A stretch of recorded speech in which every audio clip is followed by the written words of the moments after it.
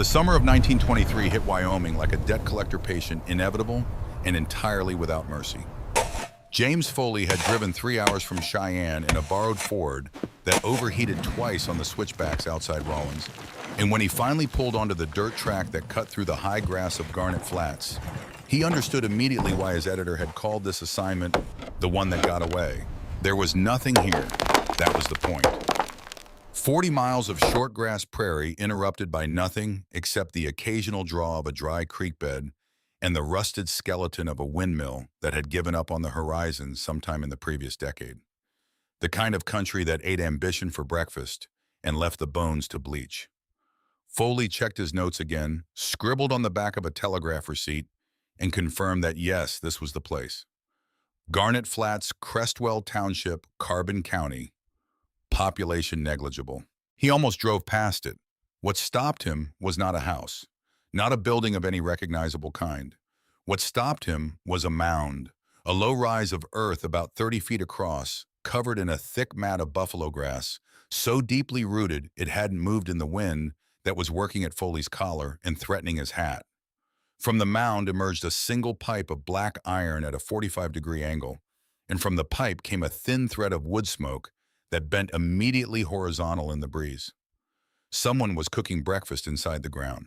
Foley parked the Ford, got out, and stood in the July heat trying to locate a door. There wasn't one on the surface.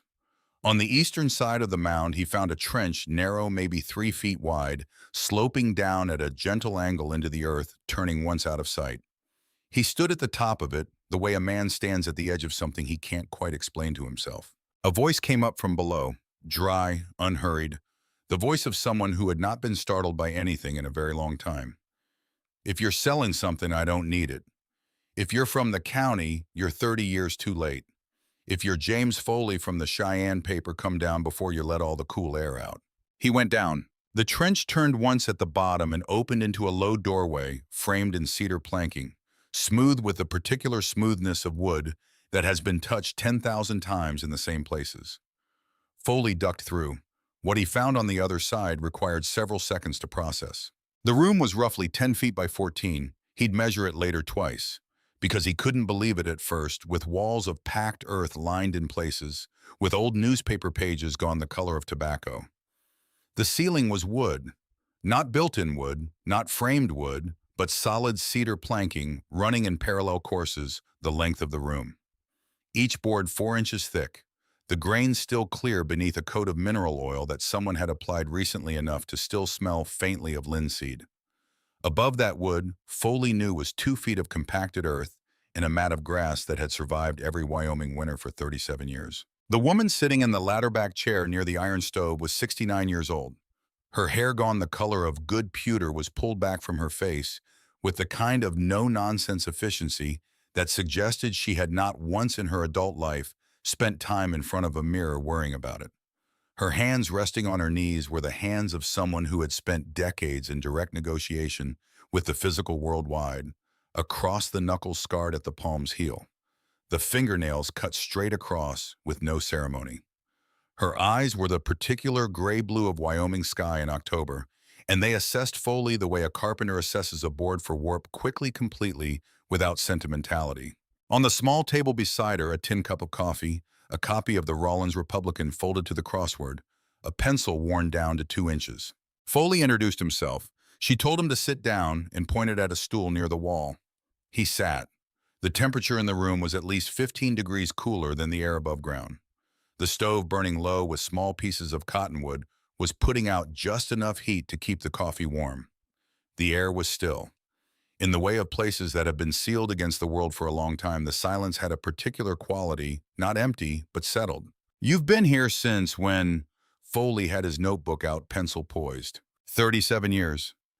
Ren Calloway looked at the ceiling above his head, then back at him. The wood's been here longer.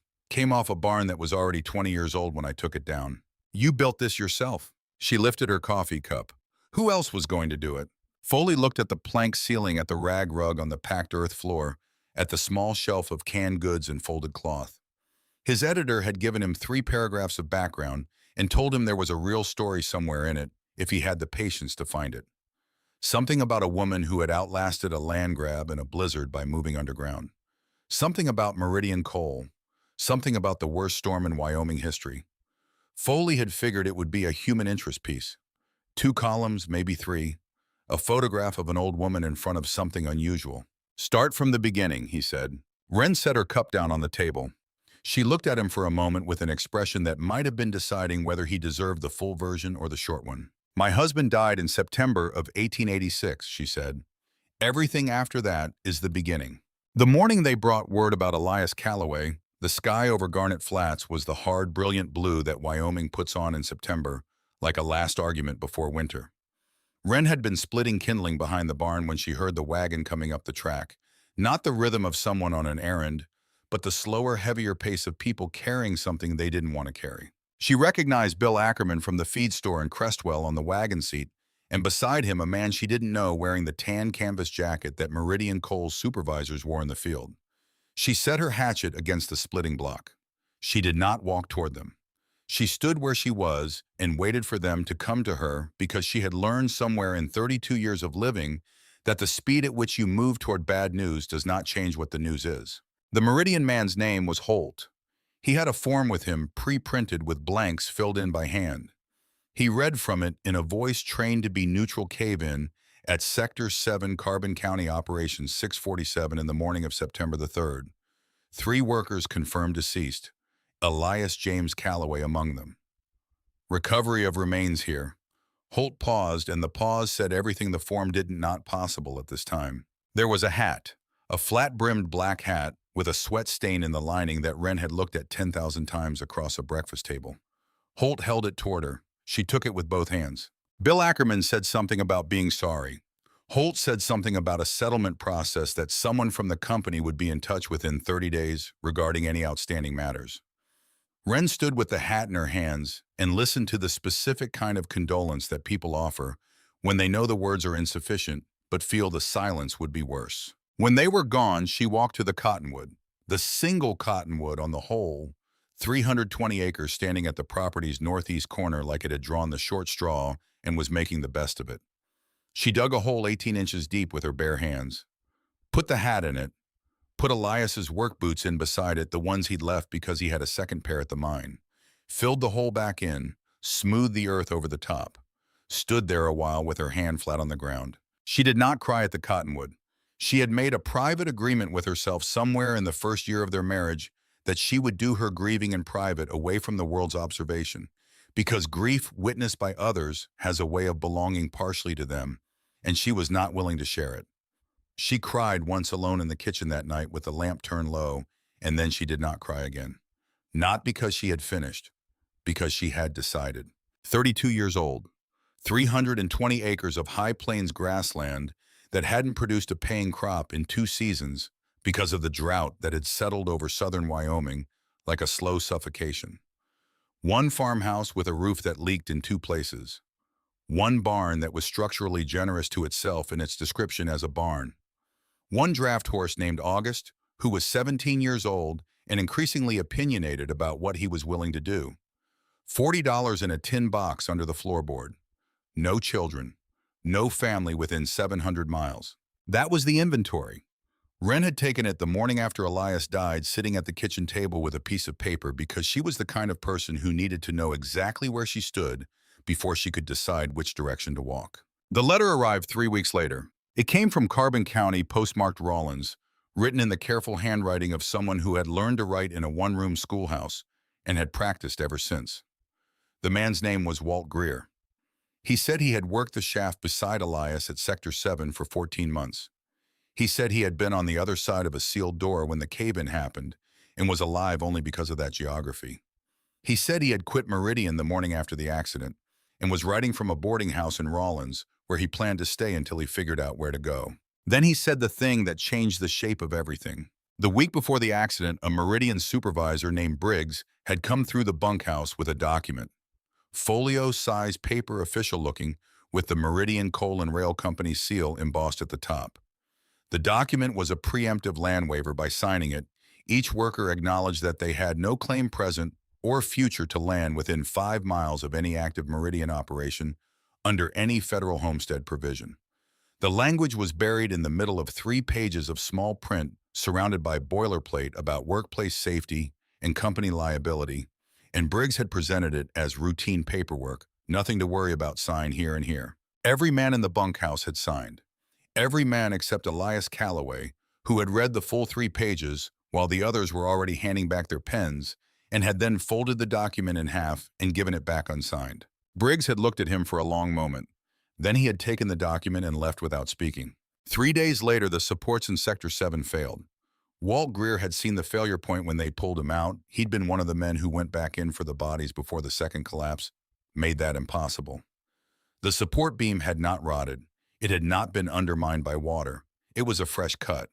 Not all the way through, just enough at an angle that would hold weight for a day or two before giving under the right load. Walt Greer said he had told no one while he was still employed by Meridian because he had a wife and 2 children in Laramie, and he was afraid. He said he was still afraid. He said he was writing to Wren because he thought she deserved to know what he knew, even if knowing it couldn't do anything useful. He said he was sorry. He said Elias had been the best kind of man, the kind who reads the whole document. Wren read the letter twice at the kitchen table. Then she folded it into the smallest rectangle it would go, placed it in the tin box under the floorboard on top of the $40, and replaced the board. She sat at the table for a very long time after that, doing the particular kind of thinking that has no visible surface, the kind that looks from the outside like stillness. The letter could not be used in any court in Wyoming. It was one man's account of what he'd seen written after he'd quit his job and left the county with no corroborating evidence and no physical proof. Any lawyer Meridian retained, and they retained good ones, would dismantle it in 40 minutes. She knew this not because she was legally trained, but because she was not naive. And naivety is a luxury that the Wyoming High Plains charge you for quickly. What the letter told her was not a legal fact. It was a moral one. Elias had died because he'd refused to sign away the land they were standing on. The land that 3 generations of Callaways had tried to make into something. The land where she intended to stay. Harlan Voss arrived on a Tuesday in the second week of October in a buggy that was the nicest piece of equipment Wren had seen in 2 years. 2 matched bays, well-fed, moving with the easy confidence of horses that had never been asked to do more than they felt like doing. Voss himself stepped down with the careful movement of a man who had thought about how he stepped down from things deliberate, unrushed, projecting the kind of calm that is itself a form of pressure. He was 52 with gray temples and a suit that had no business being in Carbon County. He wore it without apparent effort, the way men wear clothes when the clothes have never been the hardest thing about their day. He expressed his condolences about Elias. His voice carried the specific texture of professional sympathy, present enough to satisfy the obligation, thin enough not to delay business. He produced a document from a leather case and placed it on the kitchen table without being invited inside first, which told Wren something about how he expected this conversation to proceed. The document was an offer of purchase. 320 acres at 40 cents per muster acre, totaling $128 payable within 60 days of signature. There was a secondary page attached to release of all claims past and present associated with the property or its use by either Elias James Calloway or Wren Margaret Calloway. Wren looked at the numbers.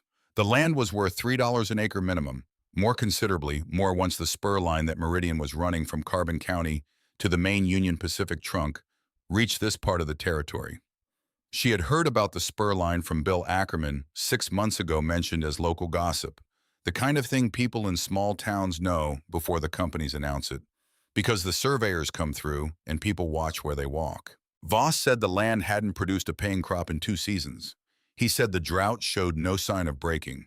He said that without a working male head of household, he used that phrase with a kind of technical neutrality that was worse than if he'd been contemptuous. The practical difficulties of maintaining the property would compound quickly. He said Meridian was doing her a service by offering to take on the tax burden. He said she could start fresh somewhere with resources, Denver perhaps, or Cheyenne. Wren looked at him across the table for a moment. Outside, the wind was doing what the wind in Garnet Flats always did, working at everything, exposed, patient, and relentless, looking for the loose thing. "My grandmother is buried on this property," she said. "My husband is buried on this property. I'll be buried on this property. You can take your papers back to wherever they came from." Voss didn't flinch. He picked up the documents, returned them to the leather case with the same careful deliberateness with which he'd removed them, and said that he understood her position and respected it entirely. He said the offer would remain open. He said that in his experience, circumstances had a way of clarifying a person's options over time. He said, "Good day, Mrs. Calloway." He stepped back into his buggy with the same controlled grace with which he'd stepped out of it. The matched bays pulled away south toward Crestwell. Wren watched them until the dust settled.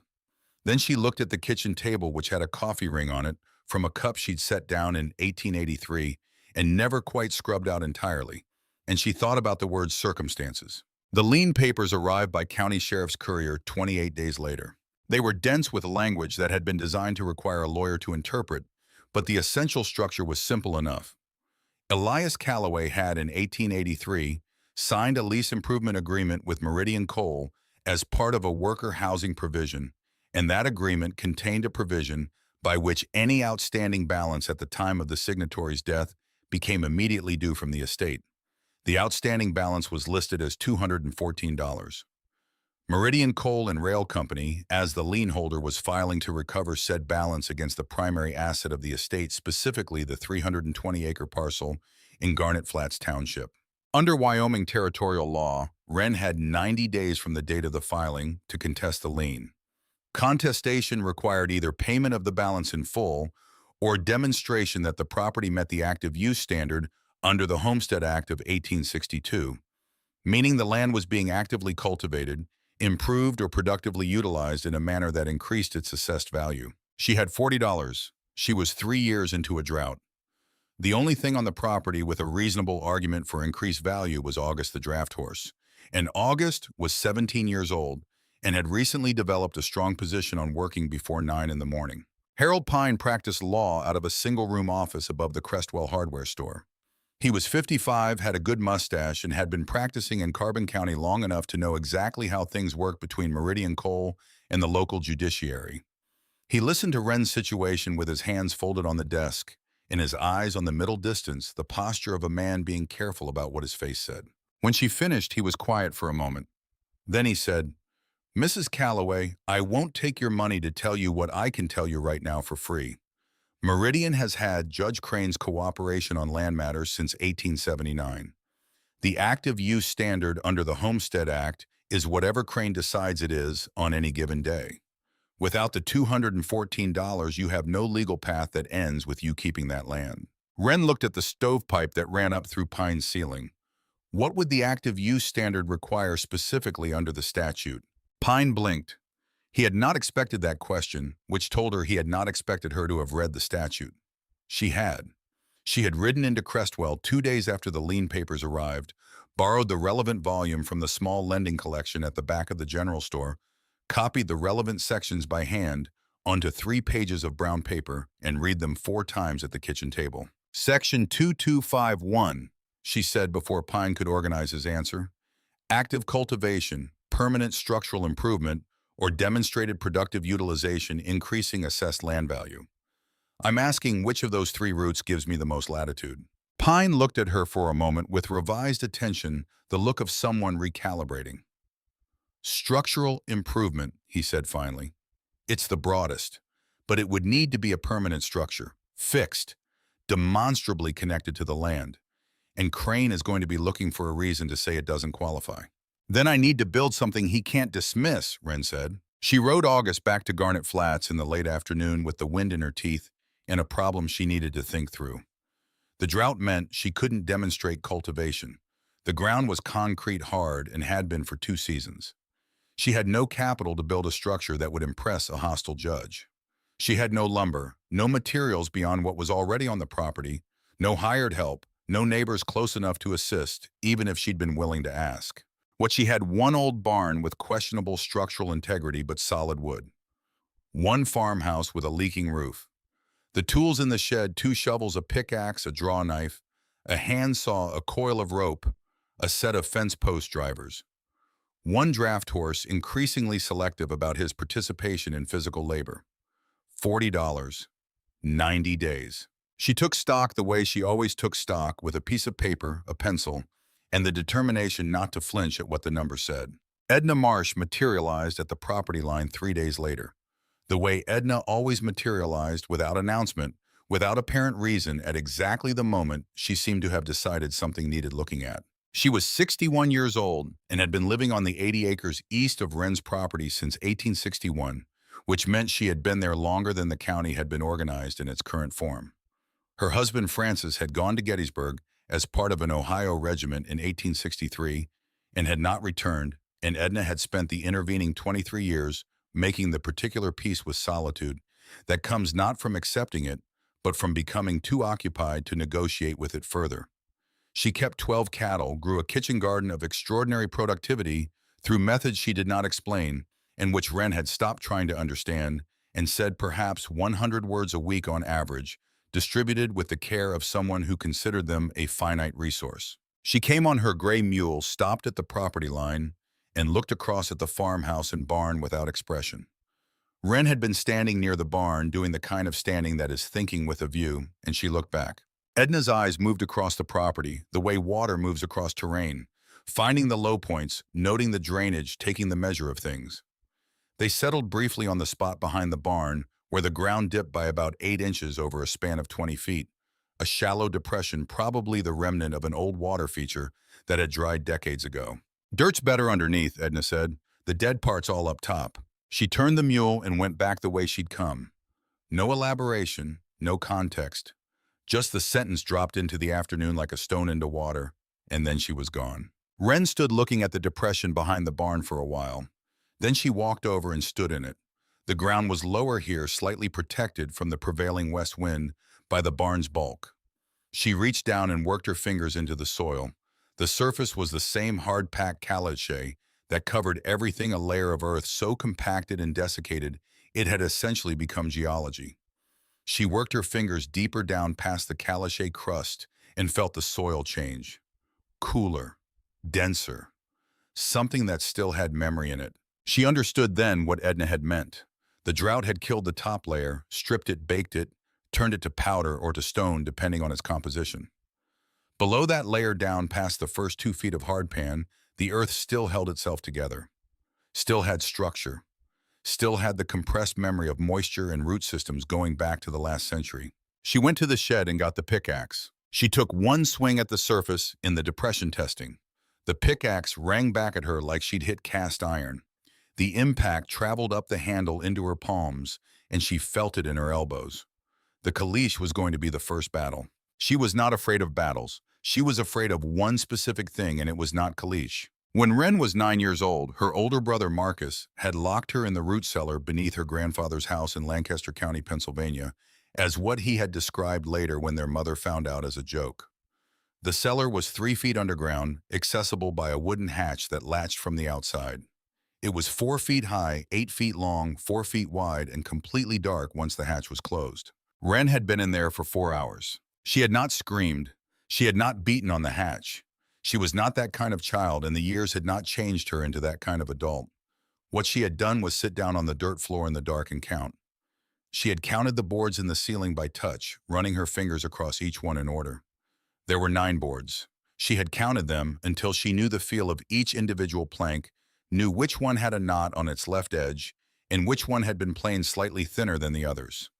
She had counted until the counting was more real than the dark. When Marcus finally opened the hatch, looking genuinely scared by then, because 4 hours had exceeded his intention by about 3 hours and 50 minutes, Wren had climbed out, brushed the dirt off her dress, looked at him for a long moment, and walked inside for supper without speaking.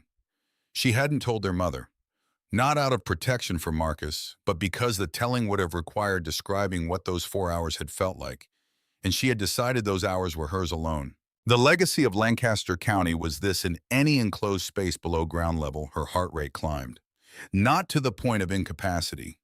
Wren did not do incapacity, but to a persistent, elevated rate that sat at the base of every other sensation and reminded her, whether she wanted reminding or not, that she was underground, that she was enclosed, that the hatch was above her and not in her control. She had lived with this for 23 years.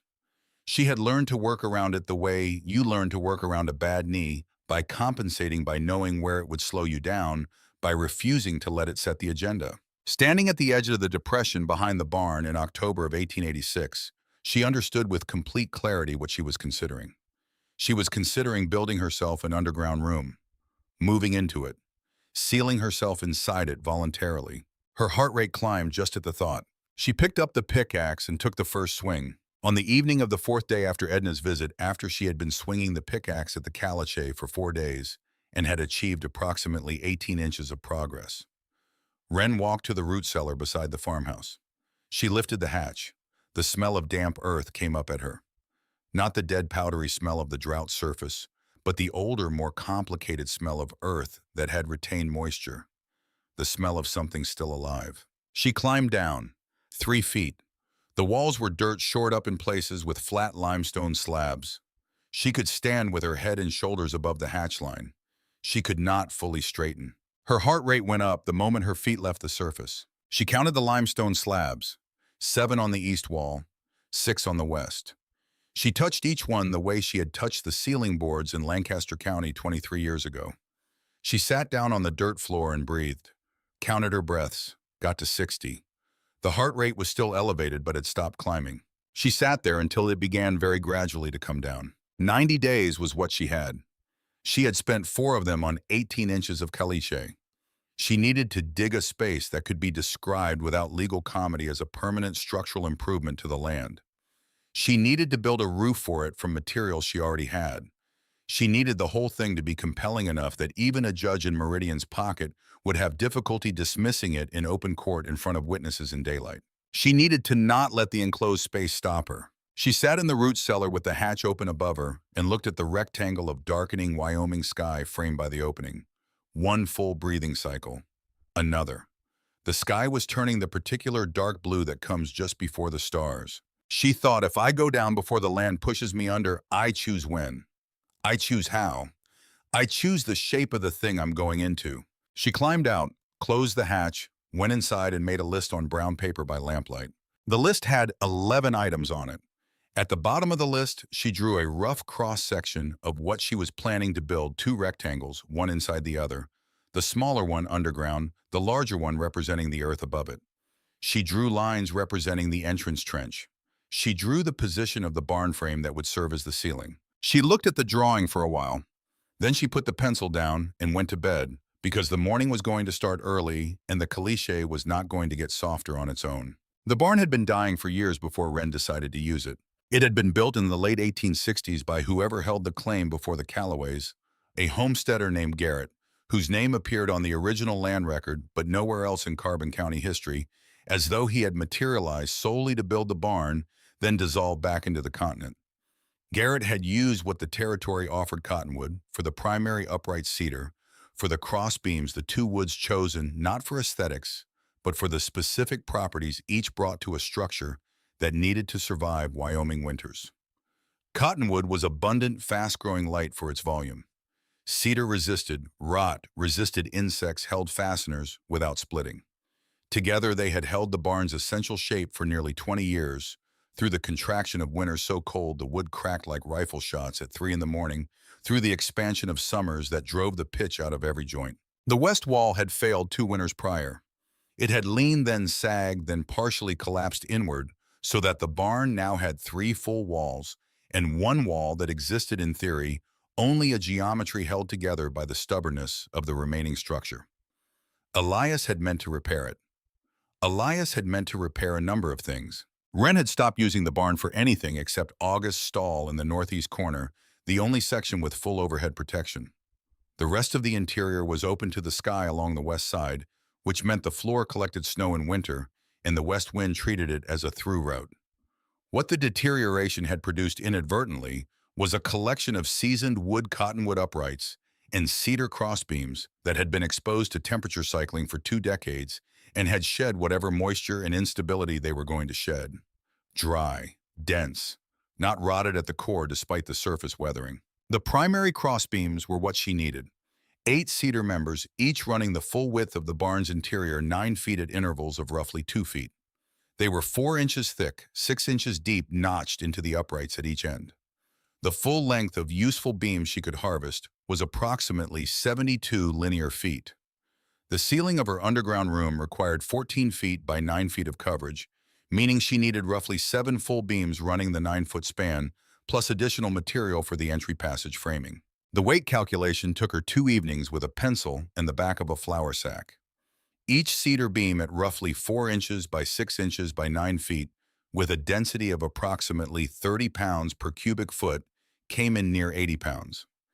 8 beams, 640 pounds of material.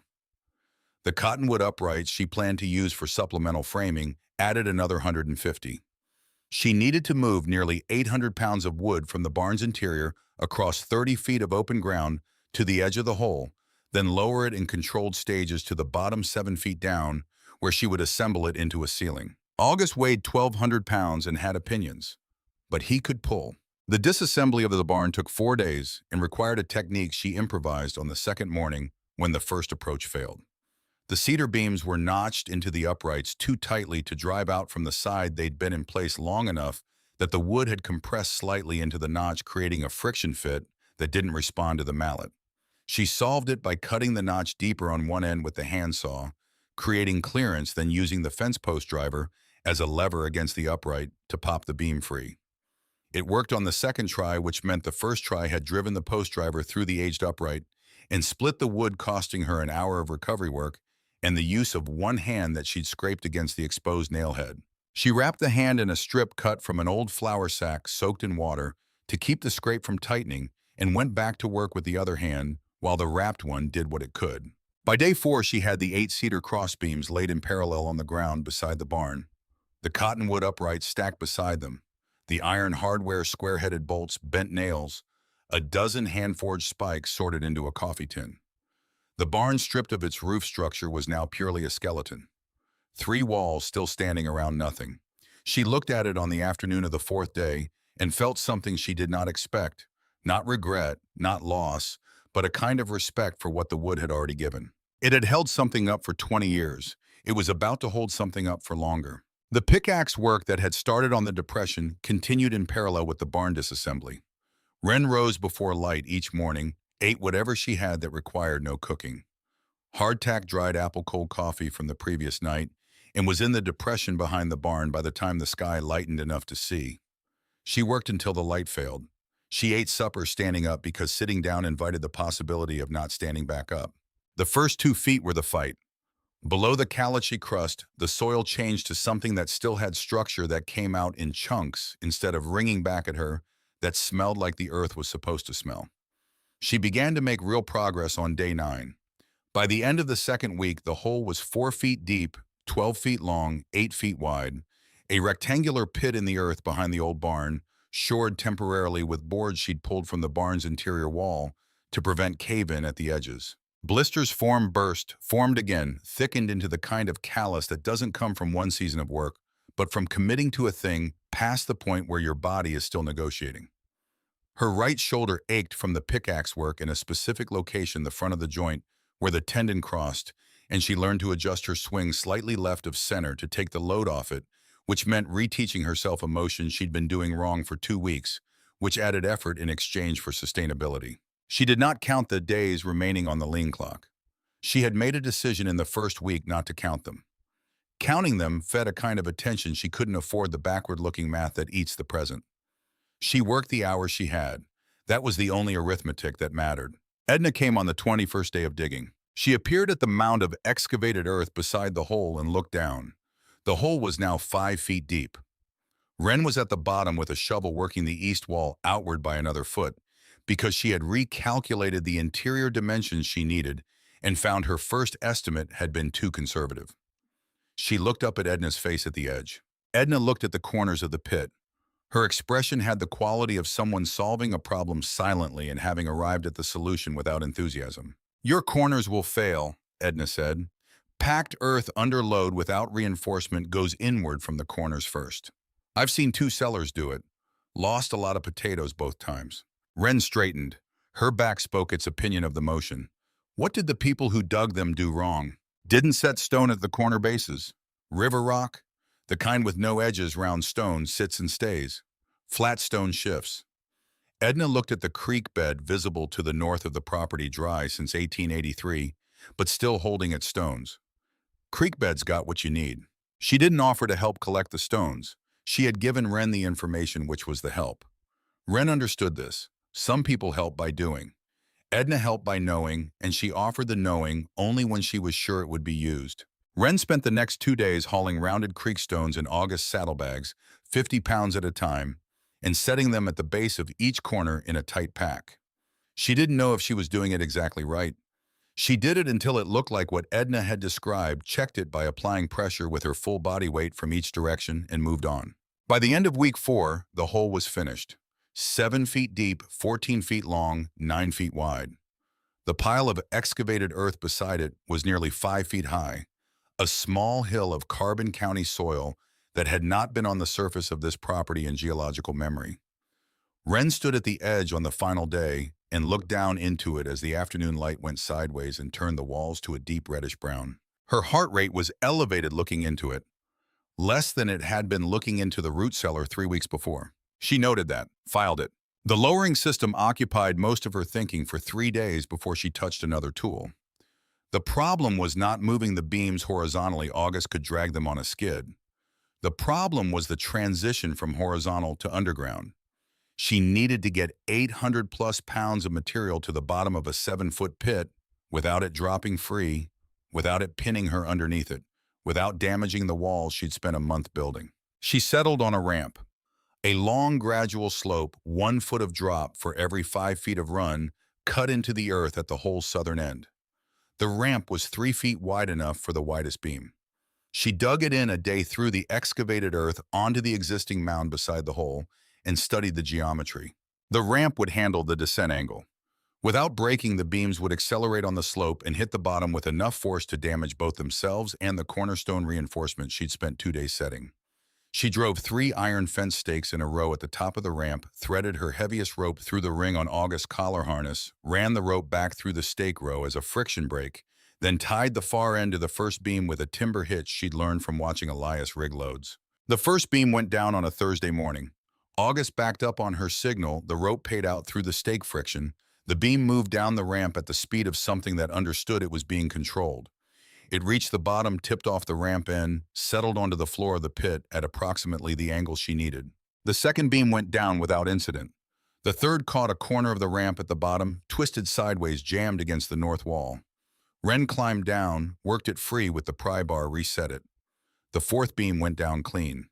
The fifth took a piece of ramp wall with it, a section of earth that sloughed off and buried the beam's lead end in 18 inches of loose soil at the pit floor. She spent an hour excavating it. By evening, she had 6 of the 8 beams in the pit. Her shoulder had stopped issuing complaints somewhere around noon and graduated to a steady announcement, the kind of pain that has moved past asking for accommodation into simply stating its presence. She wrapped it with the flour sack material tighter and left the last 2 beams for morning. The 7th beam went down in the first hour of the next day clean, no incident. The 8th, the longest of the cedar members, which she'd saved for last because it was the most unwieldy, twisted on the ramp at the same point the third had caught, but this time with more momentum behind it. The timber hitch slipped. August, feeling the sudden load change, stepped forward instead of back. The beam accelerated, hit the floor with a crack that she felt in her feet standing at the rim, bounced once, struck the east wall's lower stone row. She stood at the rim looking down. The beam was in the pit. The east wall's lower stone row had held 3 stones, displaced the rest stable. The beam itself had a split running 18 inches along its outer face, not through the full cross-section. She climbed down and knelt beside it, ran her fingers along the split, pressed it closed. The split was superficial along the grain, not across it. The structural depth was intact. She looked at it for a long time, the way you look at something that almost became a catastrophe, measuring how close the margin had been. She reset the 3 displaced cornerstones, packed earth behind them, applied pressure. They held. The assembly took 9 days. In the pit, working at ceiling height with materials that weighed more than she did, the problem of leverage was constant. She built a temporary scaffold from cottonwood scraps, 2 uprights with a cross piece adjustable, by moving a peg that held each beam at ceiling height while she fastened it. The scaffold had to be repositioned for each beam. Each repositioning took 20 minutes. The fastening of each beam, drilling pilot holes with a brace and bit, driving the square-headed bolts through the beam into a ledger she'd set against the pit walls. Countersinking the nuts took the better part of an hour per beam. By the ninth day, 8 cedar beams ran parallel across the pit opening at 7 feet of height, spanning the 9 foot width set into the ledger on each side. She stood below them and pushed upward with both hands. No flex, no give. She put August's weight on them conceptually, 150 pounds per linear foot of span, well within the cedar's load rating if her calculation was right.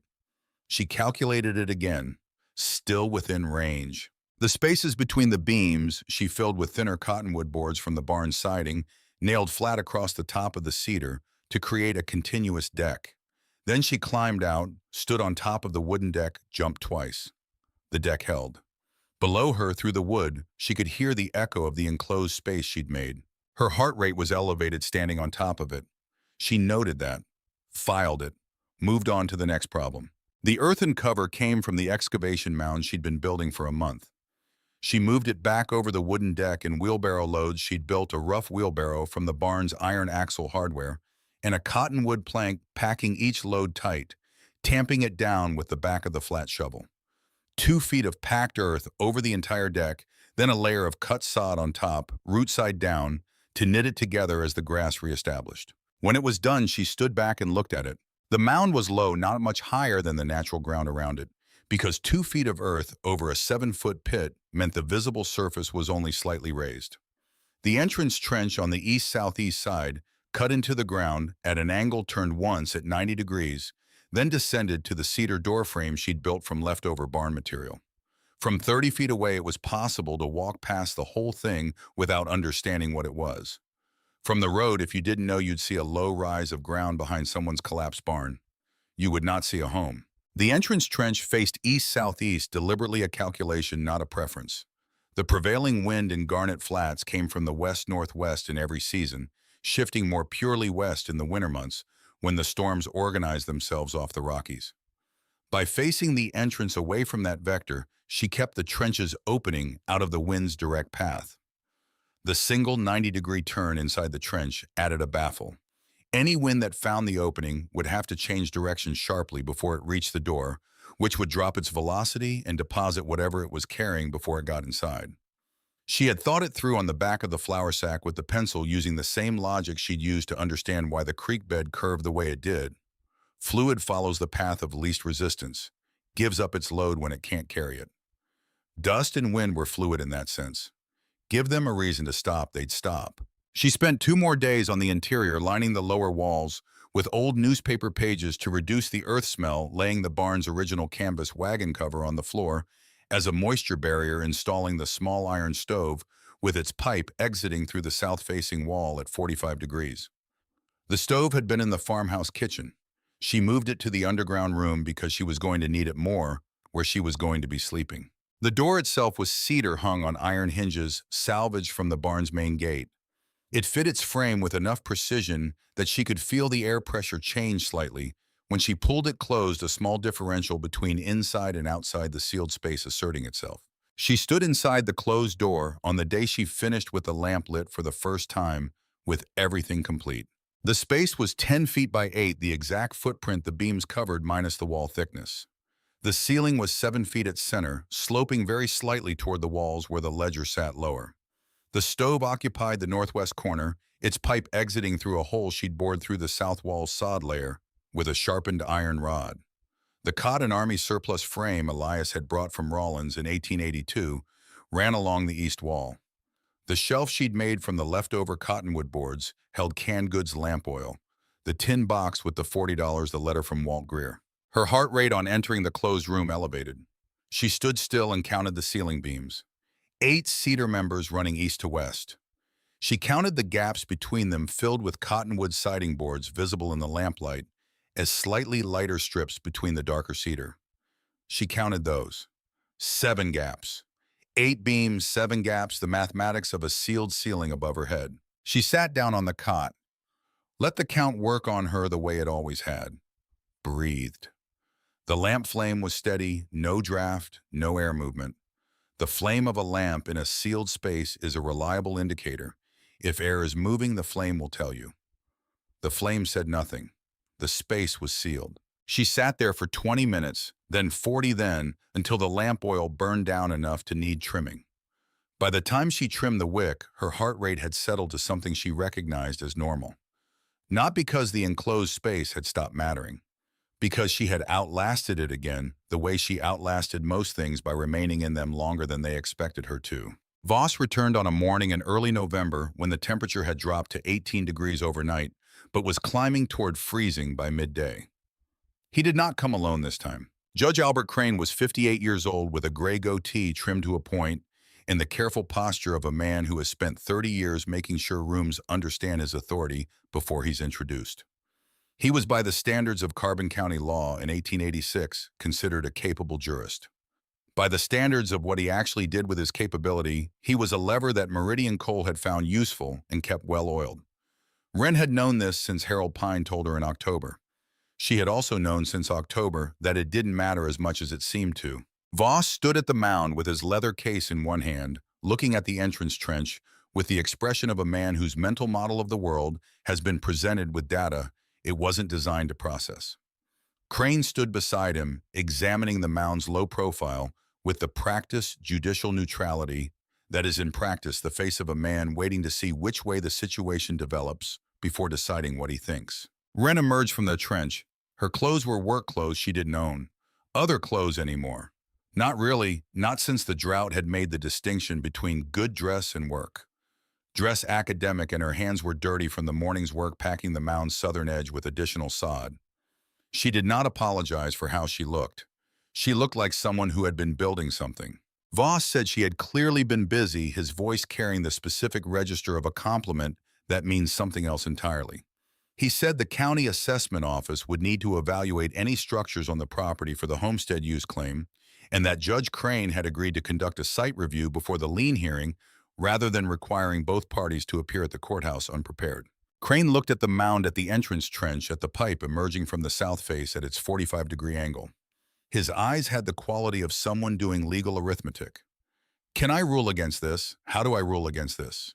What language covers ruling against this without creating an appealable precedent? Wren said, "You're welcome to go inside, Your Honor. The lamp is lit." Crane looked at the trench opening. His goatee moved slightly in the west wind. He did not go inside. "Mrs. Calloway," Crane's voice had the flat, measured cadence of professional judgment. "The Homestead Act specifies productive utilization of agricultural land. A subterranean room does not fall within the conventional interpretation of that standard." Wren had anticipated this. She had been anticipating it since Harold Pine had identified structural improvement as her best route. Section 2251, Your Honor. Permanent structural improvement increasing assessed land value. I'm not claiming cultivation. I'm claiming improvement. She paused for the space of one breath.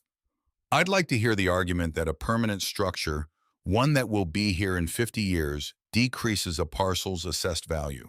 Crane looked at Voss. Voss looked at Crane. The west wind moved between them neutral. "The hearing remains scheduled," Crane said finally. "I'll make my determination then." He turned and walked back toward Voss's buggy without examining the interior. Wren watched them go, the way she'd watched Voss go in October, standing still, letting the dust settle before she moved. The hearing was in 6 weeks. She had made the structure. She had not yet made it impossible to dismiss. For that, she needed something she didn't yet have. Boyd's Sutter came on a Wednesday, which was how Wren knew it wasn't a social call. Boyd's social calls happened on Sundays after church when his wife Agnes was with him, and the children when the visit had a shape and a duration everyone understood. A Wednesday arrival alone mid-morning meant something specific. He was 45 medium height, a working man's frame, carrying the particular weight that comes from a decade of hard seasons on marginal land. His face was the kind of face that had been honest in it for most of its life. That was what made it hard to look at now when the honesty was wearing a different expression. He sat at Wren's kitchen table and held his hat in his hands, with the grip of a man who needs something to do with his hands while he says the thing he has to say. He told her about Voss's visit, the offer $50 cash plus a 10-cent per bushel premium on his wheat for the next 3 seasons, in exchange for a signed affidavit stating that Wren Calloway's property showed no evidence of active cultivation or structural improvement as of the date of the survey. The affidavit would be presented at the lien hearing. It would constitute a neighbor's testimony which carried weight in county proceedings. Boyd's boy Thomas had broken his left arm in 2 places helping fix a windmill in September and couldn't do heavy work until spring. The farm's debt on the new cedar had come due in October. Agnes was expecting their fourth child in February. The math of Boyd Sutter's life in November of 1886 was not the math of a man with options to spare. Wren listened to all of it. She sat across from him at the table with her hands flat on the oilcloth and listened without interrupting, which was her way she had found over 32 years that people say the thing they came to say faster if you don't give them anything to push against while they're working up to it. When he finished, she was quiet for a moment. Outside, the wind was picking up toward the afternoon, the way it did in November, building through the day, loudest in the hour before dark. "Did you sign it?" Her voice was level, not angry, not quite. Boyd's hands tightened on the hat brim.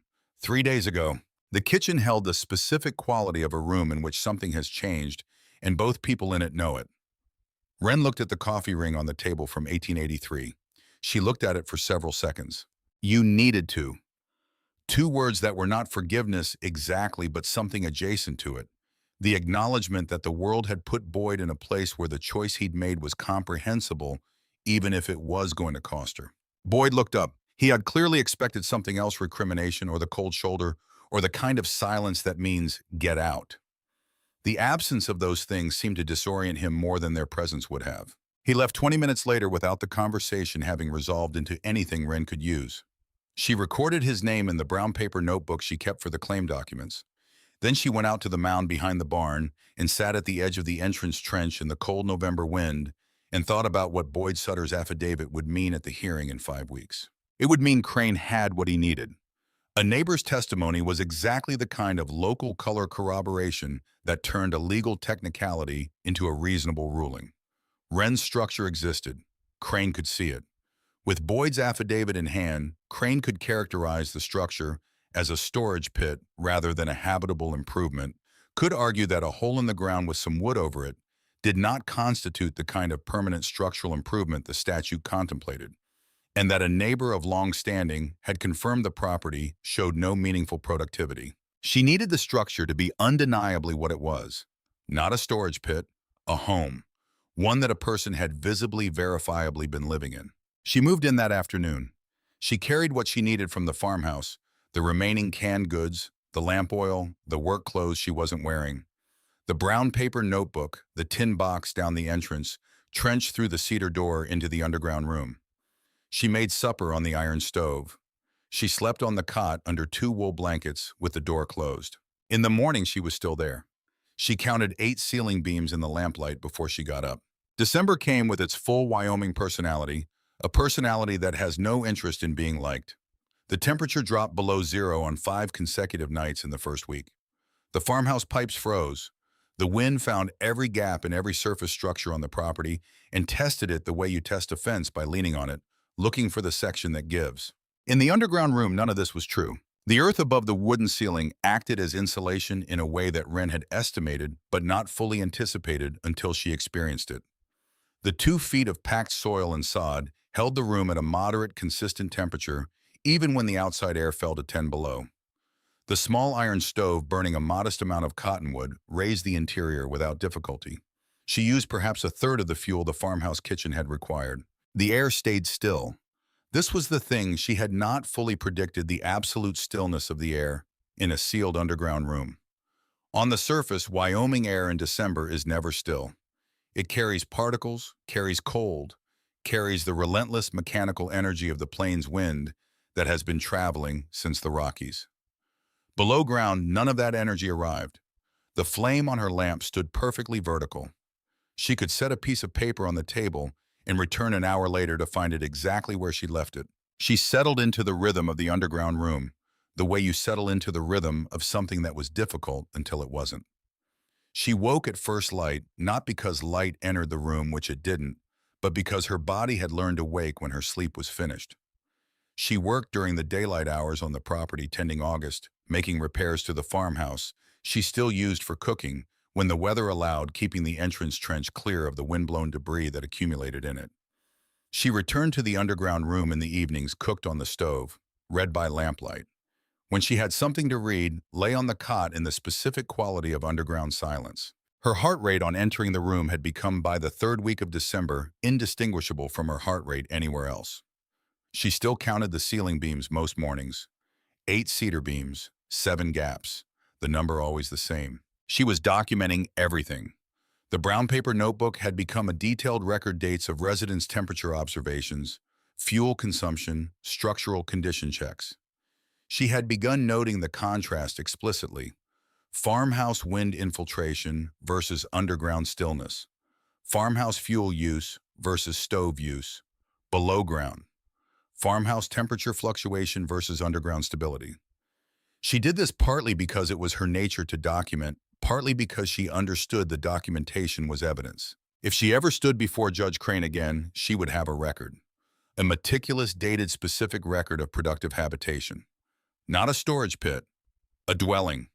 A home measured and logged with the same care that a surveyor measures land. The letter from Harold Pine arrived in the second week of January, 3 weeks before the hearing. Pine had done something Wren had not expected. He had spent 2 days in the county land records office in Rawlins and found in the 1879 county assessor's report a parcel in southern Carbon County that had been assessed at a 40% premium over comparable land, specifically because it contained a permanent below-grade root cellar and storage structure. The assessor's note verbatim used the phrase durable subterranean improvement and cited it as increasing the property's year-round utility. It was not a legal precedent in any formal sense. It was an assessor's note from 7 years ago. The same county, the same assessment framework, the same standard that Crane would be applying. It demonstrated that the county's own officials had within living memory treated a below-grade structure as a value-adding improvement. Pine wrote, "I cannot promise this moves Crane, but it gives you ground to stand on that isn't just the ground you dug up." Below that in smaller letters, "I'll represent you at the hearing. No fee unless we win. I want to see what Crane does with this." Wren read the letter twice.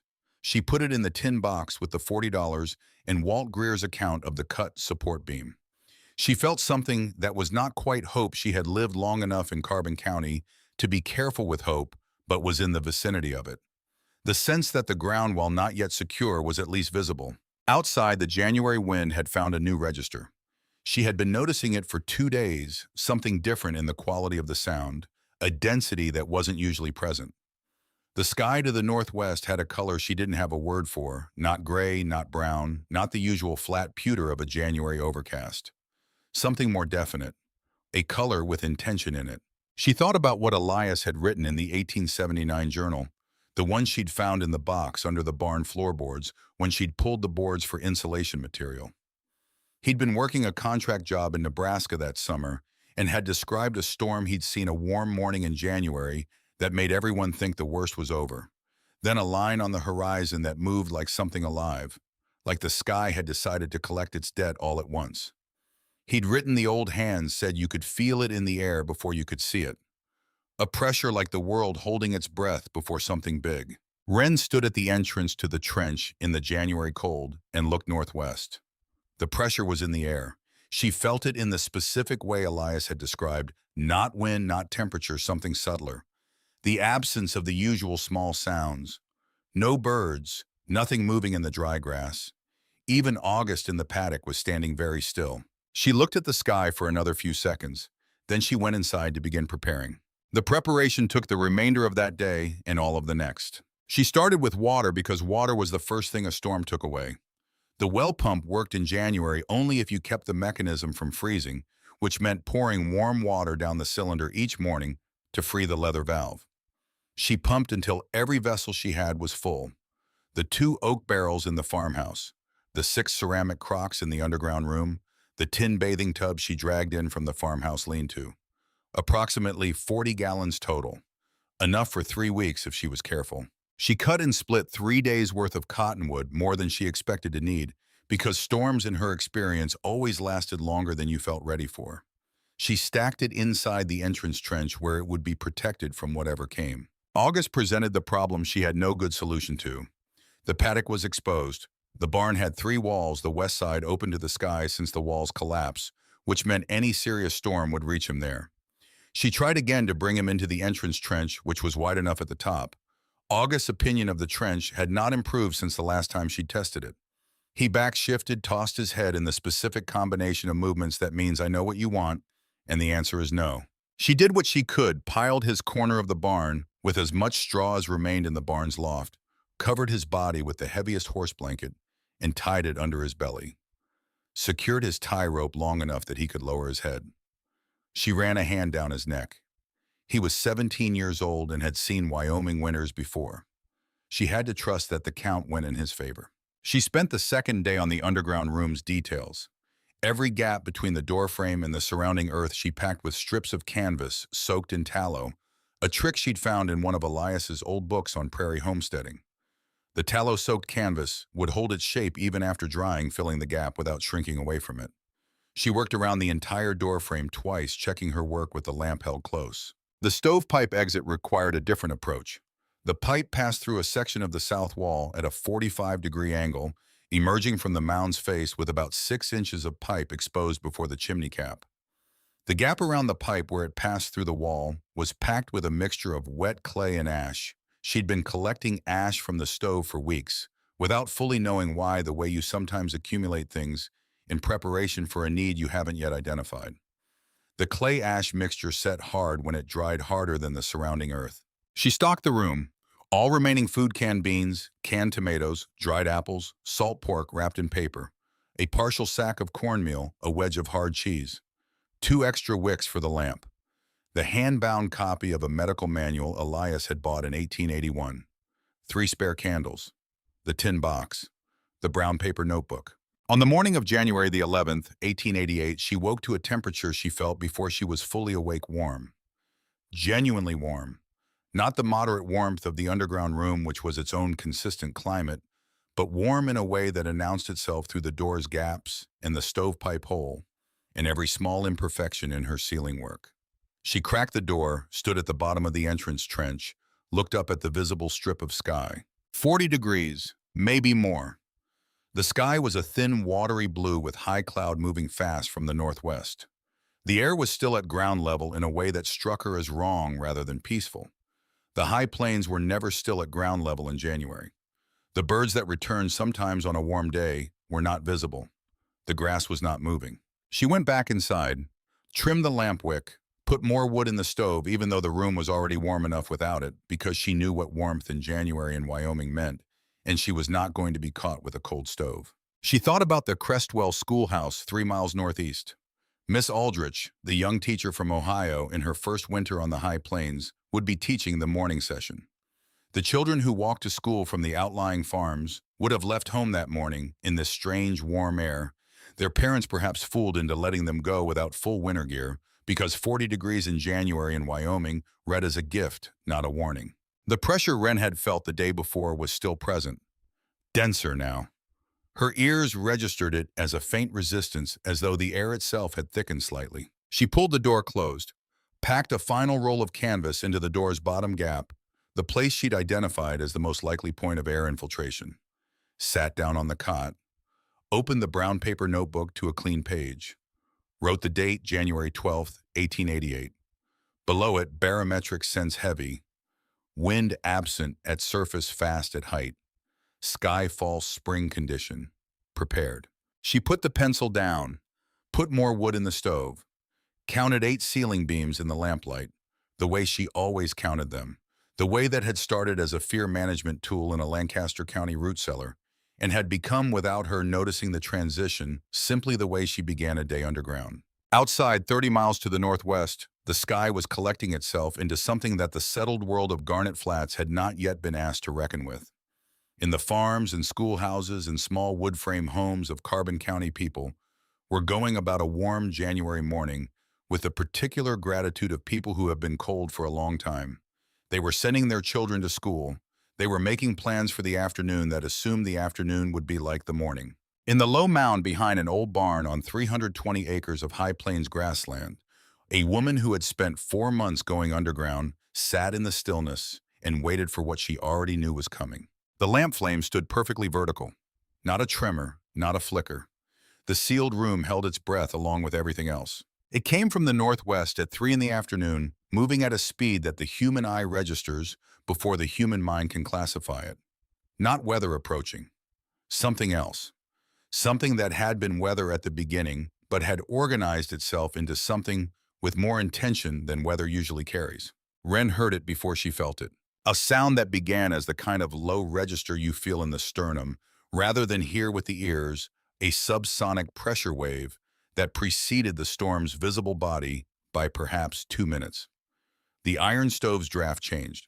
She had been feeding it steadily all day, keeping the room at a consistent temperature against the knowledge of what was outside, and she felt the draft shift from its normal upward pull to something irregular, stuttering the fire's behavior, changing the way a flame changes when someone opens a door in a room 3 corridors away.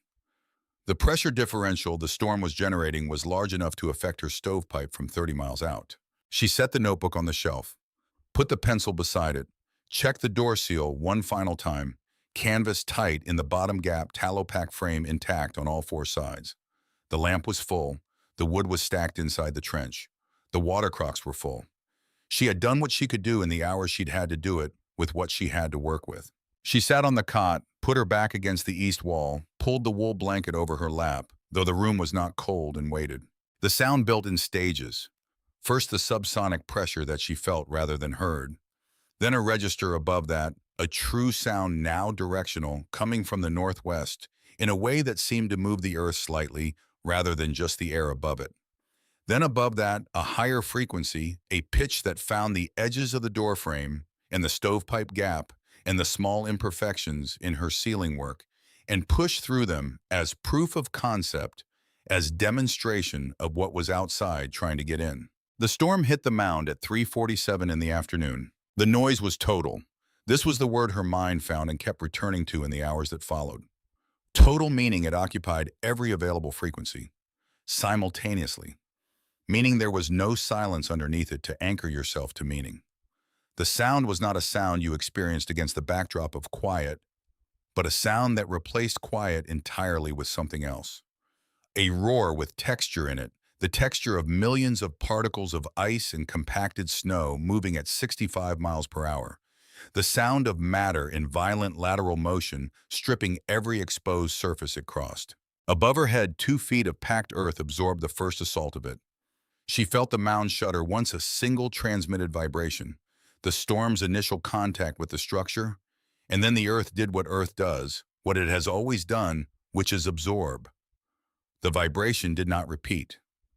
The sound continued above her, vast and absolute, but the structure beneath it held its shape, the way a riverbed holds its shape, while the river runs over it, yielding nothing essential, shaped by something that could not change it.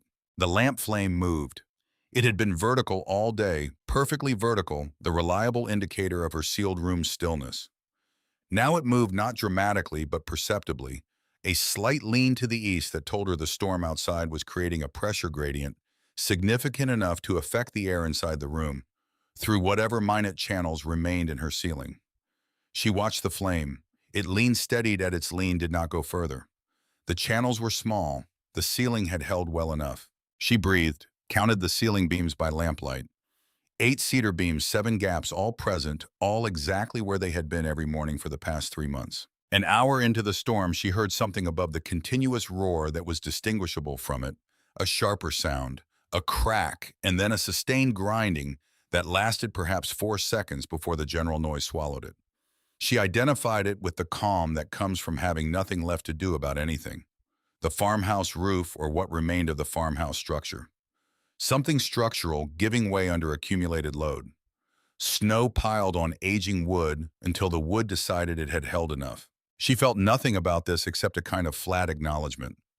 The farmhouse had been failing for 2 years before the storm assisted its conclusion. The useful things from inside it were on the shelf behind her, or in the tin box, or packed into the cracks of her doorframe. The farmhouse itself was boards and glass and a stovepipe, none of which could follow her underground, all of which had been doing the best boards and glass could do in a place that had been trying to unmake them. At the 2-hour mark, the sound shifted. Not diminished, if anything, the core roar intensified but changed in character the way a river changes character when it moves from open run to narrow canyon. The storm had organized itself more fully. The temperature outside, she estimated from what she felt through the wall gaps, had dropped to somewhere between -10 and -20. Inside the room, the thermometer Elias had hung from the nail above the shelf read 53 degrees. The iron stove, burning steadily on a modest feet of cottonwood, was doing its portion of the work. The 2 feet of earth above the cedar beams was doing the rest. She thought about August. The thought came and she did not push it away. She had decided months ago not to spend energy pushing away thoughts she couldn't do anything about, because the pushing cost more than the thought. August was 17 years old and had lived through Wyoming winters since he was 2. She had given him everything she could give him before the storm arrived. What happened to him now was between August and the Wyoming sky, which had never been a negotiation that favored the party without wings. She thought about Miss Aldrich. The schoolhouse was 3 miles northeast, a frame building, single-story, built in 1882, with lumber from Rawlins situated in the open country between Crestwell and the outlying farms. No natural windbreak on any side. In the morning's false warmth, the children would have come to school without the full winter gear their parents would have insisted on if the sky had looked the way it looked now. Miss Aldrich was 24 years old and had been in Wyoming for 11 months. She had grown up in Ohio, which had winters, not this kind. Wren counted the ceiling beams again. Not out of fear, the action had become something else over the months, a form of checking in, a brief negotiation with the space she was occupying. She was here. The beams were here. The room held. That was the complete summary of the situation. At the 3-hour mark, something hit the mound's surface. Not the continuous percussion of wind-driven snow, but an impact distinct, separate, carrying the specific quality of a human fist rather than weather. Then again. Then a third time in a different rhythm, irregular, desperate. Wren was at the door before she had decided to be at the door. She worked the latch with both hands, the door resisting because the storm's pressure on the mound's exterior was working against its hinges. She put her shoulder into it. The door opened inward, and the full force of what was outside, not wind directly, because the entrance trench's turn blocked the direct vector, but the cold, the noise, the pressure drop came through the opening like something that had been waiting. At the top of the entrance trench, barely visible through the lateral white 3 shapes. Small. One of them was making the sound she'd heard, the irregular knocking, which was not a fist on the mound's surface, but a child's boot kicking because the hands were too cold to knock with any useful force. Thomas Sutter, 12 years old, was the one still upright. His brother Samuel, 9, was sitting in the trench's entrance with his back against the slope, which had partly collapsed under the snow load and left a narrower opening than Wren had built. Between them, wrapped in what appeared to be Thomas's coat in addition to her own, was Lucy Harper, 7 years old, her face the particular white that is past the stage of showing what it is. Wren got them down the trench and through the door. She closed the door behind them. The lamp flame resumed its eastward lean, then steadied. Thomas, through the locked jaw of someone whose muscles had been fighting cold for too long, produced something that was less a sentence than a collection of words in the right order. We were coming back from school. The road went away. The roads on the high plains in a blizzard do not drift close gradually. They cease to exist. The visual references, the fence lines, the tree breaks the tracks, worn into the soil, disappear under white in the first 20 minutes, and what remains is a uniform field of moving white that looks the same in every direction, except that 2 of those directions lead toward shelter and the others lead away from it. Thomas had found the mound because he had been walking southeast from the schoolhouse, which was the direction of home, and had walked until he hit something that was not flat ground. He had not known what he'd found. He had known it was a surface, which meant it was an edge, which meant following the edge might lead to something else. He had found the entrance trench when his boot went into it rather than onto it. Wren heated water on the stove. She worked Lucy's hands between her own, watching the color, watching for the transition from white to the red. That means the blood is returning rather than the purple. That means something else. The color moved toward red. She kept working. Thomas sat on the floor near the stove with his back against the wall, breathing in the irregular way of someone whose body has been spending resources it didn't have to spend. Samuel had not spoken since they came in. He sat on the cot where Wren placed him, watching the lamp flame, with the fixed attention of someone whose mind had temporarily retracted from active engagement with the world, while his body used everything available for the work of returning to normal temperature. His eyes tracked. His color was improving. She checked his hands better than Lucy's possibly, because he'd had his hands in his pockets when the warmth ran out. His feet were the concern. She pulled his boots and worked his feet the way she'd worked Lucy's hands. Outside, the storm found a new register. If the first 3 hours had been the assault, what came next Was the occupation a sustained, settled howl that had found its rhythm and intended to maintain it? The stove was consuming wood faster now, not because the room was failing to hold heat, but because with 3 additional people in it, the room's air was warming faster than the stove could account for without adjustment. She reduced the feed slightly. The temperature stabilized. Thomas, when his jaw muscles had released enough to make full sentences possible, said the thing she had been waiting for him to say. "We came from Mrs. Aldrich's school. She kept us when it started. She said she was going to walk us home." Wren looked at the door. The lamp flame was still leaning east. Outside, the storm was in its settled phase, not at its worst moment, but at its most sustained, the kind of conditions that were more dangerous than the initial assault, because they went on and you couldn't track your exposure to them the way you could track a single intense moment. How many children were in the school when you left? Thomas's count came haltingly himself. Samuel, Lucy, 4 others from the Dennison farm to the south, 2 from the Parkins place east of town. 7 children, total plus Miss Aldrich. Thomas said she had been walking them in the direction of the Sutter farm because it was closest. He said after a while he could not find Miss Aldrich anymore. The white was complete. The sound was complete. He had been holding Samuel's hand and Lucy's sleeve, and then there was only the direction he was walking. The weight of what he was telling her settled into the room and stayed there. She could not go out. She understood this with the complete clarity of someone who had no room left for self-deception. The conditions outside were a death sentence for anyone without shelter, and she had 3 children in her shelter who needed her to remain in it. What she could do was have the stove burning and the lamp lit and the door openable when someone found the trench. If someone found the trench, if finding the trench was still possible for anyone still moving out there. She kept the stove at consistent output. She put the lamp at its highest setting. She checked the door's seal and then checked it again, making sure the door's function was unimpaired. It needed to open outward in an instant if she heard knocking. Boyd Sutter arrived at 4 hours and 20 minutes into the storm. She heard him before she heard his knock, heard what she identified through the storm's continuous occupation of every sound frequency as something that was wrong with the sound's texture at the trench entrance. A disruption in how the storm was moving through the gap between mound and trench top. She was at the door before his first kick connected with it. He came down the trench, not under his own power entirely. She grabbed his arm through the opening and pulled because he was past the stage where the body is taking requests from the mind in the normal order of things. His face, when she got the door closed behind him, was the gray-white of quarried limestone. His mustache had ice in it. His coat was not his good coat, not the coat he'd have chosen this morning, this strange, warm morning that had not looked like what it became. He saw his sons. He saw Lucy Harper between them on the cot. He said nothing for a long time, which was the most he could have said. Wren put him near the stove on the floor because the stove was the primary heat source, and the floor put him at the level where the most heat was accumulating. She put the remaining blanket over his shoulders. She gave him water that she kept warm on the stove's back surface. Not hot, because hot on a body that cold causes problems she didn't want to manage in a room this size. When his color had returned enough to suggest his core temperature was no longer falling, Boyd looked at the room around him. He looked at the ceiling beams in the lamplight. He looked at the door's sealed frame, the packed canvas gaps, the tallow work she'd done with such care 2 days before. He looked at the cot, where his boys were sitting with Lucy Harper between them, all 3 of them now sufficiently recovered to be hungry, which she took as the best possible sign. His voice came out with the roughness of someone who has inhaled very cold air for several hours. She built this place herself, with her own hands, used the barn wood for the ceiling.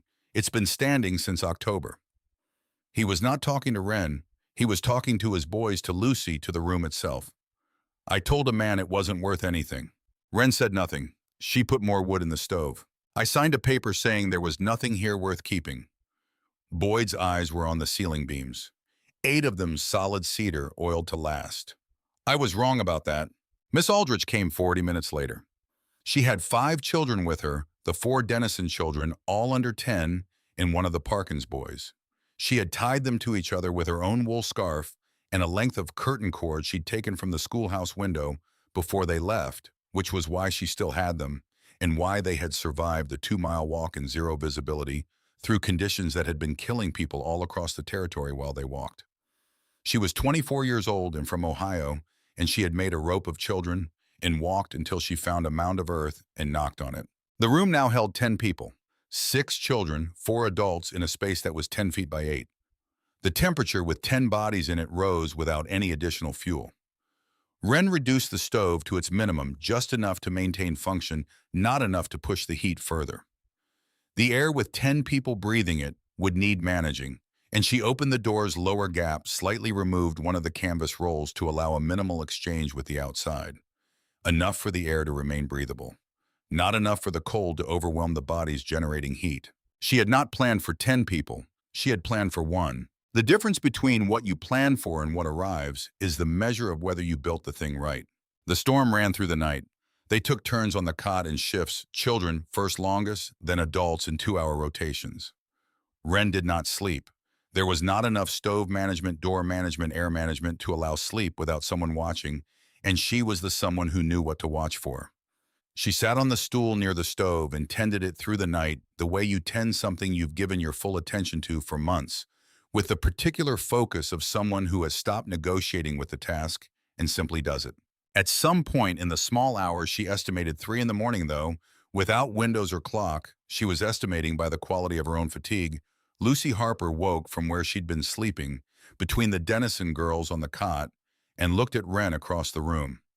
The child's color was fully restored, the white and gray of exposure hours ago, replaced by the ordinary pink of a 7-year-old face.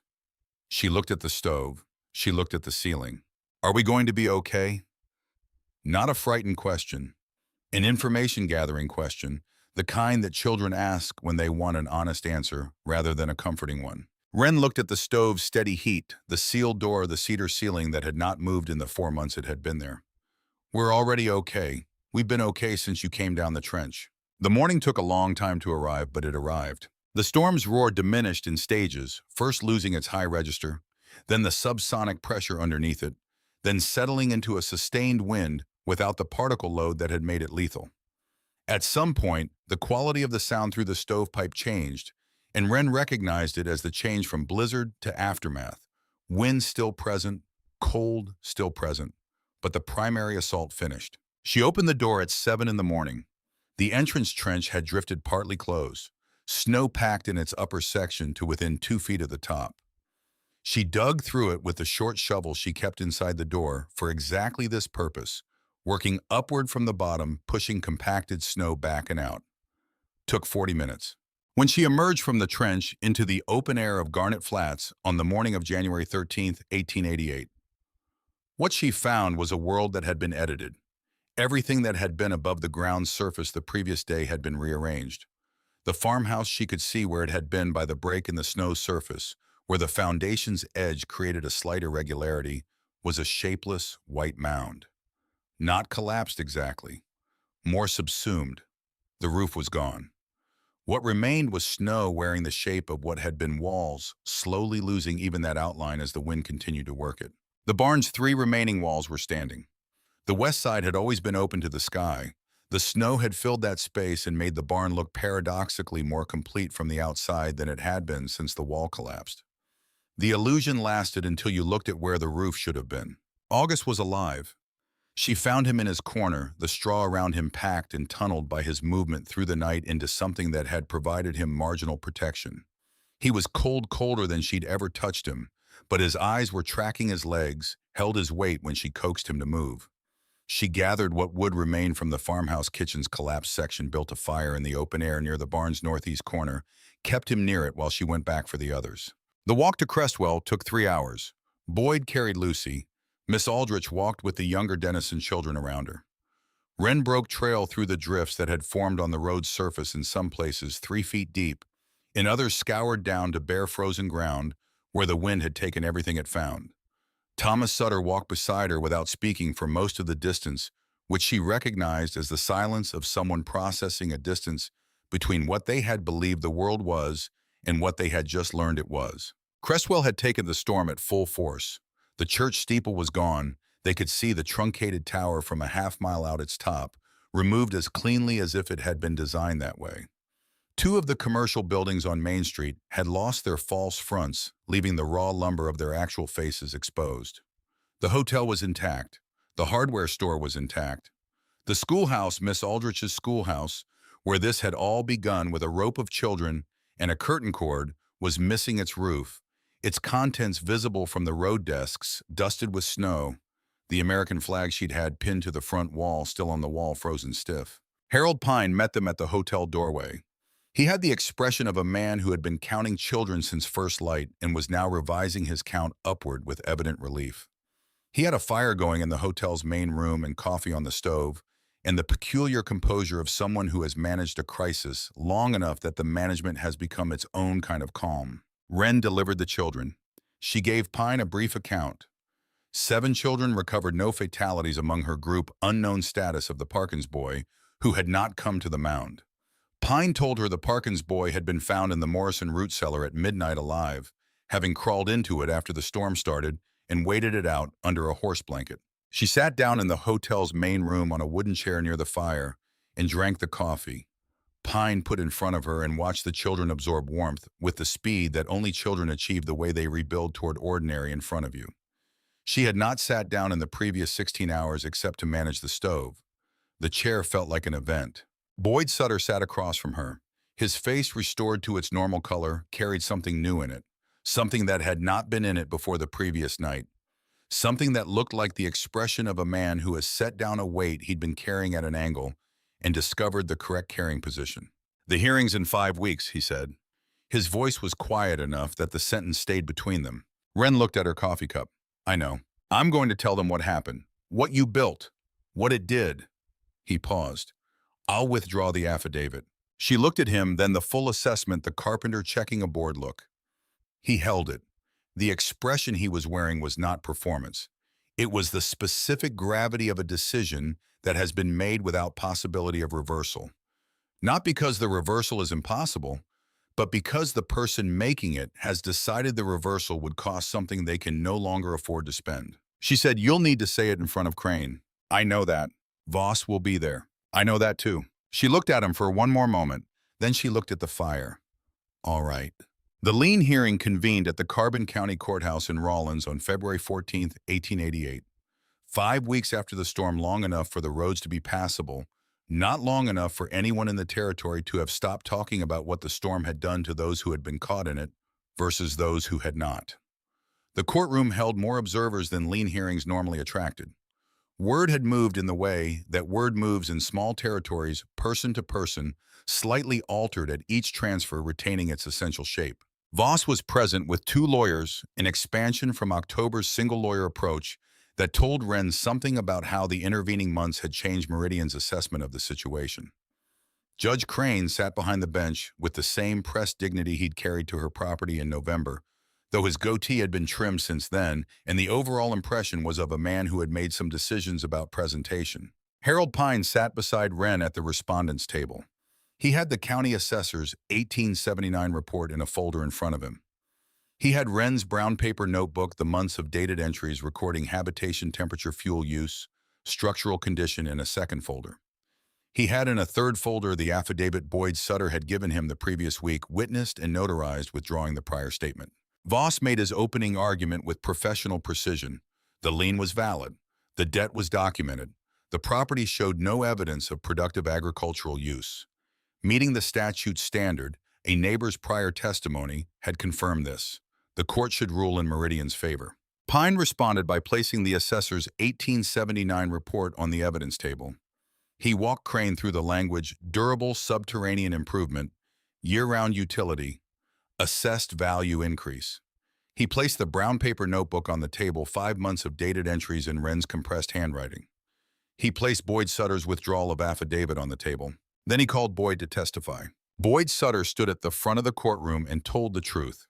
He told it in the flat, direct way of a man who has one remaining opportunity to say something accurate after saying something inaccurate, and who understands that the economy of the situation requires him to use that opportunity without decoration. He told about the night of January 12th.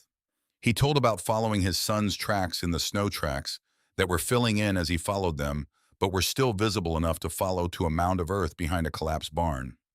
He told about the 10 people in a room the size of a generous pantry, warm, breathing clean air, while the worst storm in Carbon County memory reorganized the surface of the territory above their heads. He said Mrs. Calloway built a structure on that land. I watched her build it for 4 months. I told a man it wasn't worth anything because I needed what he was paying. That was a lie, and I knew it was a lie when I said it. The structure is worth exactly the 10 lives it held through the night of January 12th, and that is a number I don't have the arithmetic to improve on. Crane looked at him for a long moment. The courtroom was quiet in the way of rooms where something true has been said. Voss objected on procedural grounds the prior affidavit had been properly executed. The withdrawal was improper. Pine responded with the statute on material misrepresentation in sworn instruments. Crane listened to both arguments with the expression of a man who has arrived at a position he did not expect to arrive at and is working out how to occupy it with dignity. The ruling came 40 minutes later after Crane had recessed and returned with the particular posture of someone who has made a decision. The respondent's below-grade structure constitutes a permanent improvement to the subject parcel under the applicable statutory provision. Crane's voice had the cadence of careful language that had been chosen to close certain doors while leaving others open. The structure demonstrably increases the property's assessed utility and value. The lien claim fails the active use standard challenge. He paused. Judgment for the respondent. Voss was already conferring with his lawyers before Crane finished the sentence. Wren heard the word appeal from across the room. She had expected it.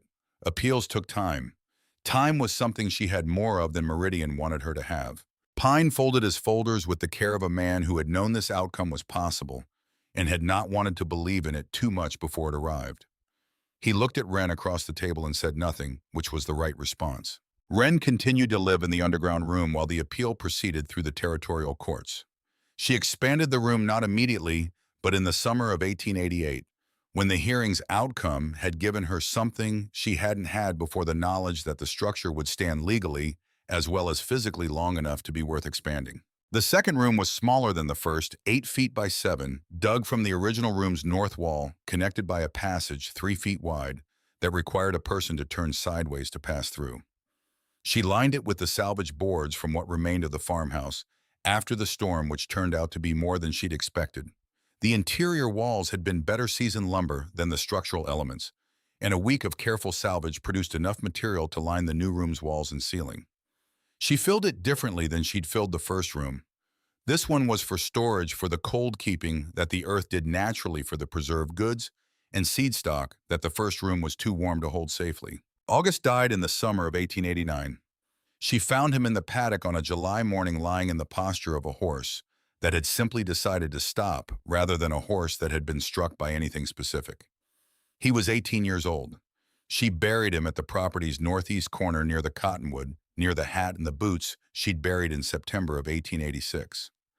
The mound of the burying sat for 2 seasons before the grass reclaimed it, at which point it was invisible from the road, distinguishable from the surrounding ground only by the slightly different density of the grass growing over it. She got a younger horse from a ranch near Rawlins in trade for a season's labor, helping with their fence line.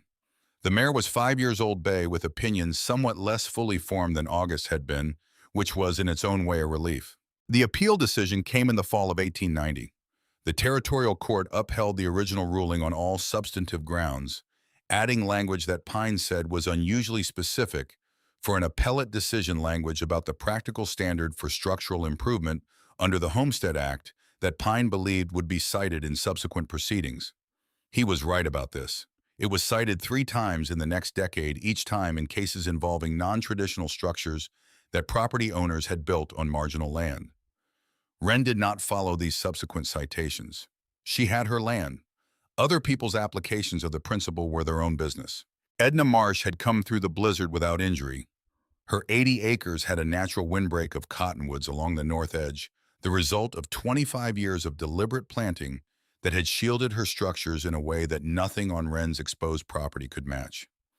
In the winters that followed, particularly when Edna's hip began to slow her, Wren stayed several nights a week at Edna's place to be closer when help was needed. The arrangement was never discussed as an arrangement. It simply became the way things were, the way things become between 2 people who have independently concluded that proximity is practical. Edna died in the spring of 1907. She was 82 years old and had been on her 80 acres for 46 years, outlasting her husband's absence by 44 of them.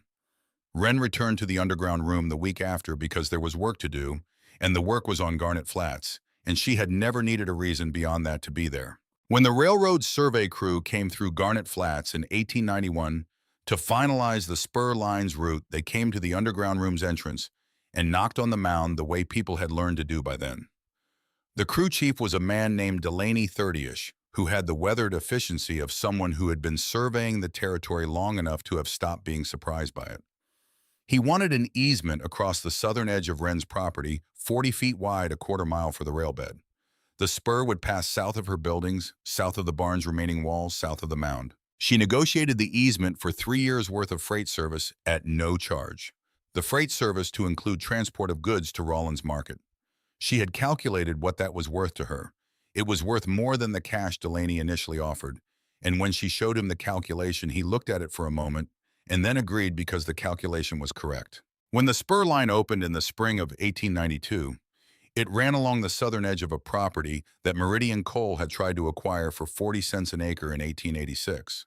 The railbed sat on Wren Calloway's land with her permission under terms she had set.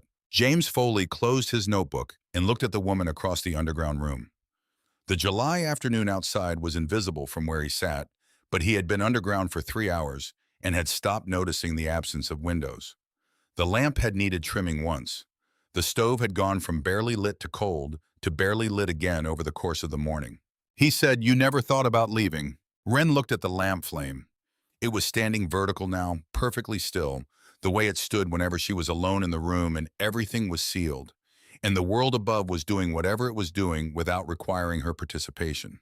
I thought about it in October of 1886, for about an hour. She picked up the pencil from beside the crossword and turned it in her fingers, 2 inches of pencil, worn to the shape of use. The thing about leaving is that you take yourself with you.